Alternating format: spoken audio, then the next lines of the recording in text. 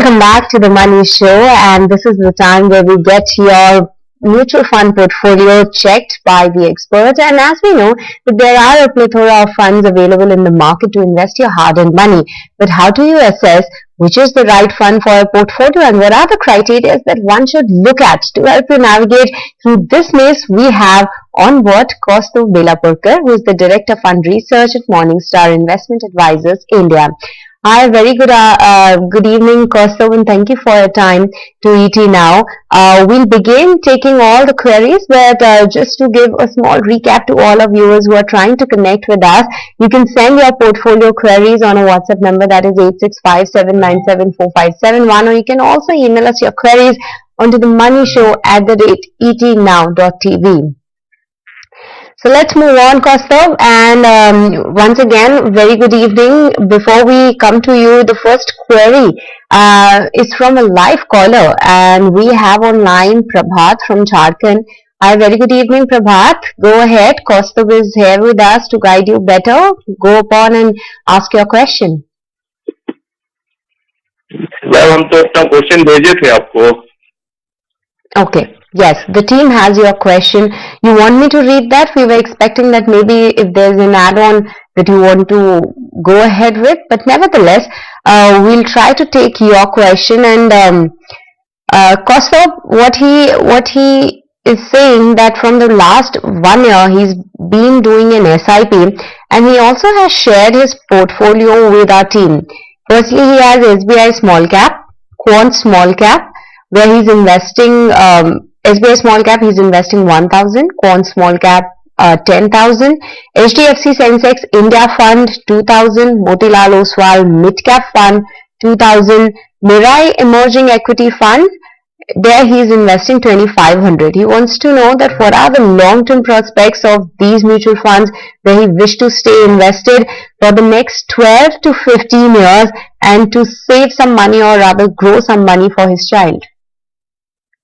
No, so firstly, thanks Christy for having me on the show, and I think an interesting portfolio, and let me just break it down into several aspects about when we think about the portfolio that Prabhat has shared with us. First and foremost, it's good that he's planning for his child, probably for educational other purposes, and he's got a reasonably long-term horizon of 12 to 15 years, so that's great.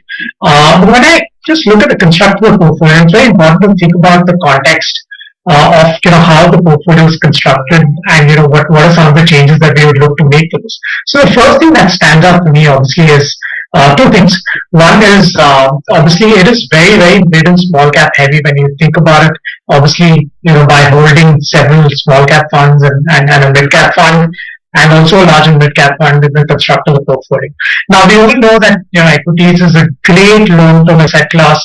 Mid and small caps even more so can be great returns or generators of the long term.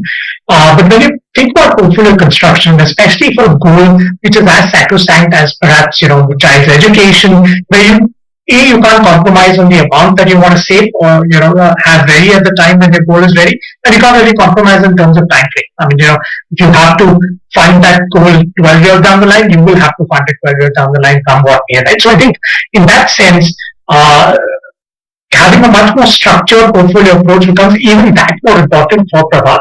And I think the first thing I would recommend is, while you would want to have reasonable allocations given the long-term approach to this portfolio to mid and small caps, currently it's in excess of about 60%. So when you're holding the small cap and mid cap funds, I want to bring that down to about 40% of his overall portfolio. I think that's the first thing that Prabhat should look at doing.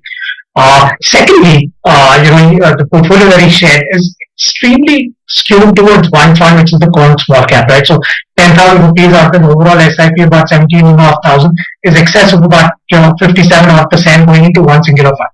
I think that's something that Prabhat will need to prove, and obviously in line with what we spoke about, bringing his mid and small cap exposure down, I think he should definitely look to do that, because no matter what you like about a fund or you don't, having almost more than half your portfolio in a single fund, we all speak about diversification.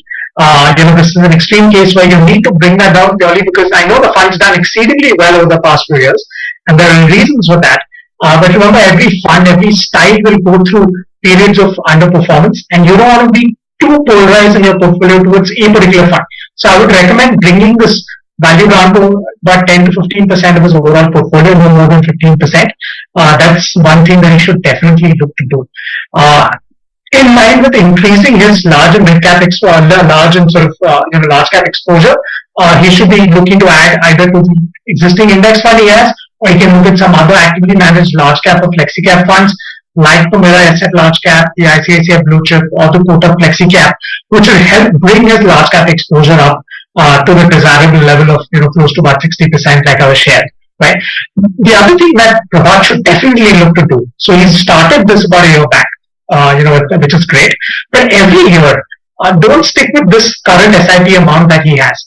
Keep increasing that year on year. And I would say as a base case, at least 10% if financial situation allows, even more than that. So that you can build a healthy enough corpus at the end of this 12, 15 years. So definitely step up your SIPs by at least 10% every year. And you would greatly benefit from kind of investing in equities for the long term. And the third thing, which is very, very important to keep in mind, as you start approaching your goal, and we spoke about, that it's pretty sacrosanct in terms of timing and the amount of money that should be available to fund the child's goal that he has in 12, 15 years. Start reducing your equity allocations as you come closer to your goal. And when I say come closer, maybe, when there's still 5 years left for your goal, gradually start reducing your equity exposure, bring it into fixed income. And why is that important? Because we all know equities can do well over the long term, but we have seen periods, for instance, COVID, when the markets fell in excess of 35-40%. Now, there's no predicting that an event like this can happen again. I mean, we've seen enough market periods where markets have fallen in excess of 15-20%. So to de-risk your portfolio, as you come closer to your investment sort of goal date, reduce from the volatile exposure such as equity and move into fixed income, which is more predictable, albeit with lower returns.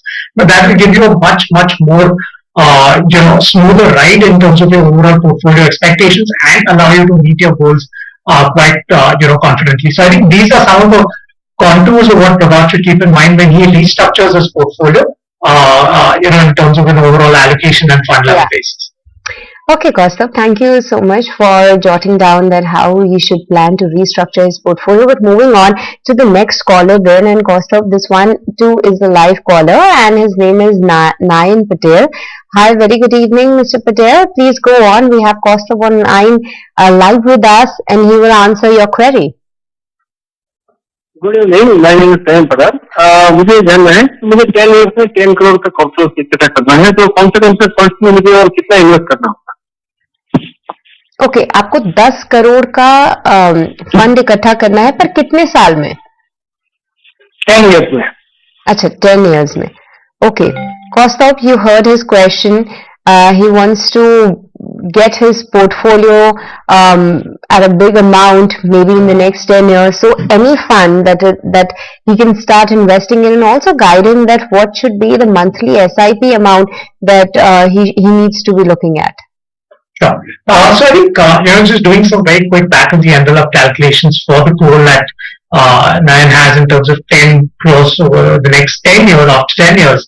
I think he would need to start with a monthly SIP of about slightly over about 2 lakhs a month, and with the calculation that at least a step up of 10% every year in SIP values, right? So even if you assume and build in all the buffers, and like I was replying to the earlier question, that because there's a goal, when you approach your goal, you need to start moving away from equities into fixed income. So you will also build that into your return assumptions, right? So start with about, to be on the safe side, about between 2 to 2.25 lakhs a month. Increase that by 10% every year. And when you're about, 6 years into your investment goal, so closer to 2029, 2030, start reducing your equity allocation. So today, you can start with close to about 100% allocation, maybe about 5% or in cash for emergencies. But again, build a portfolio, which is, the core of the portfolio still remains in large and sort of flexi cap funds, with maybe about 35-40% in mid and small caps. And gradually, as we said, when you enter your 6th to 7th year of investment, start reducing equity exposure. But you have to maintain that discipline of stepping up your SIP every year by at least 10%. If finances allow you more than that, great. But yes, it will have to be an aggressive investment plan if you're starting today with a 10 crore goal in mind over the next 10 years. Okay, Nayan, any more question that you wish to ask from Kaustubh? Does this answer your query?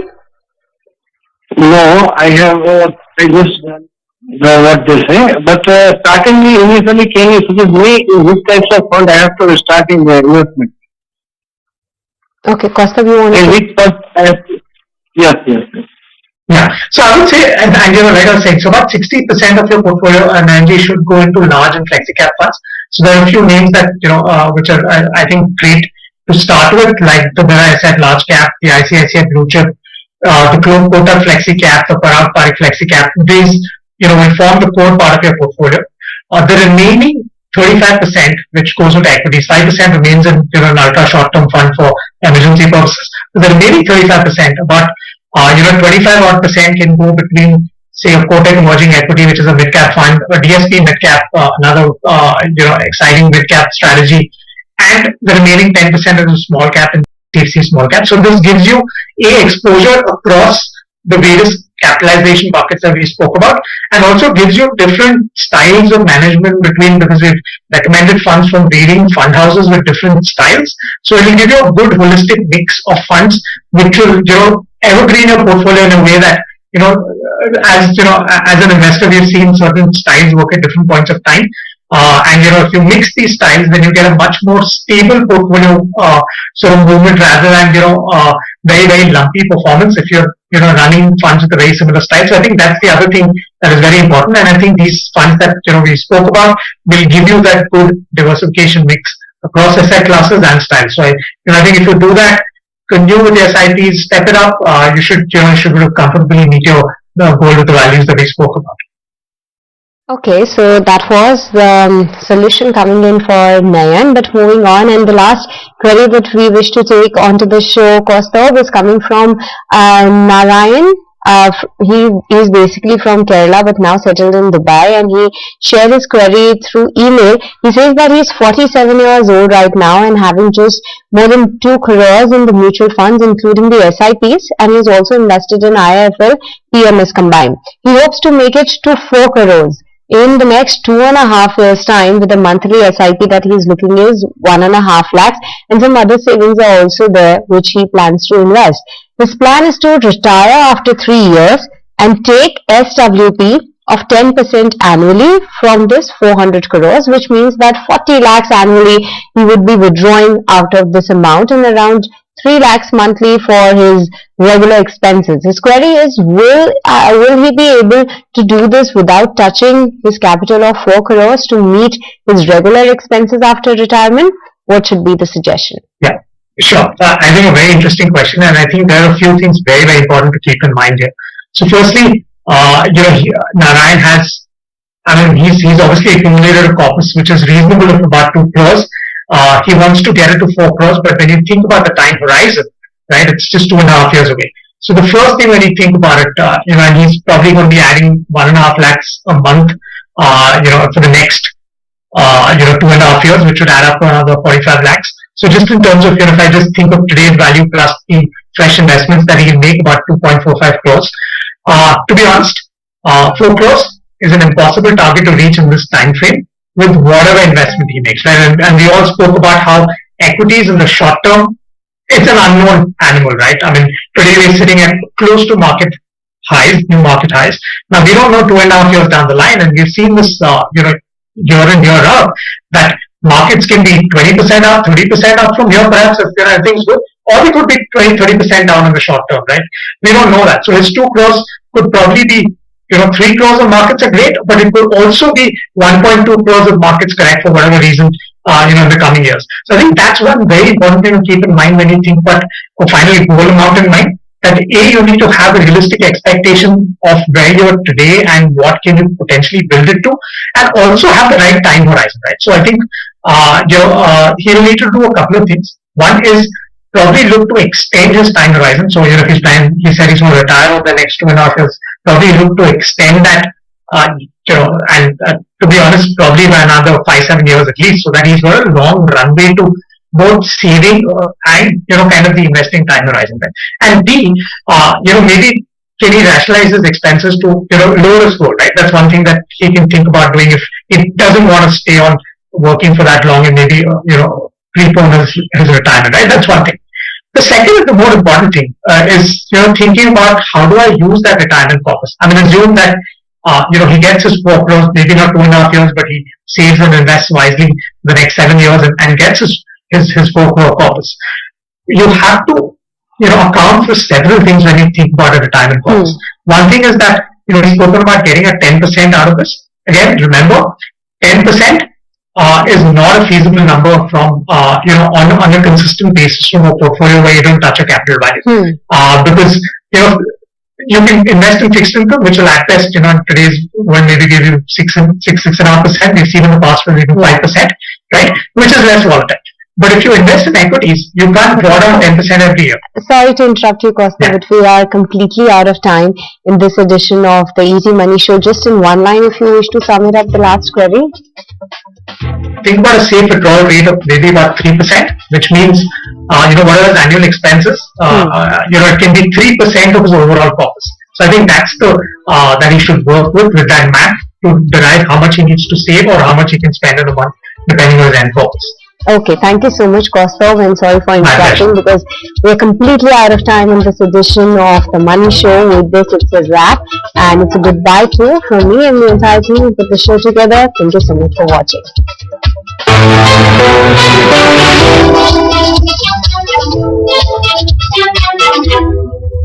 Investments in securities market are subject to market risks. Read all the related documents carefully before investing.